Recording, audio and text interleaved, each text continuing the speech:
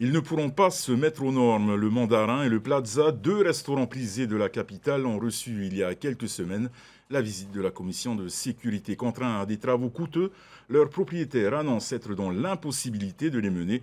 C'est donc la liquidation qui attend ces deux lieux prisés par la communauté chinoise du Fénois et bien au-delà. À la fin de 60 ans d'histoire familiale, Laure Philibert, Esther Parot-Cordette et Thomas Chabrol font le point.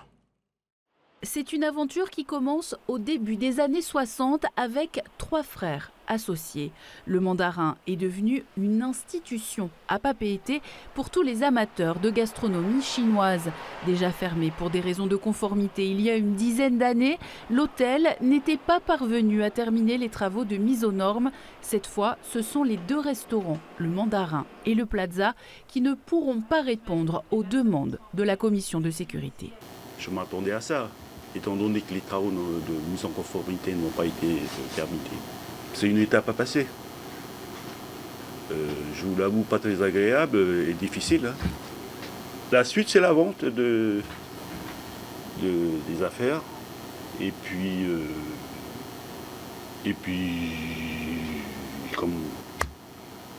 on continue, la vie continue. Hein. Cette fermeture qui survient quelques mois à peine après le décès d'Adrien Beaumont, fondateur des lieux, impacte les 17 employés. C'est très difficile pour eux parce qu'il y en a, ça fait ça fait 30 ans qu'ils sont ici. Du coup, je n'étais même pas encore née. Mon père était encore jeune et puis il faisait ses débuts. Et les employés, ici, c'est comme leur deuxième maison et on est comme leur deuxième famille, vous voyez. Autre structure soumise à une fermeture administrative pour 3 mois, le X-Bar à Fariouté.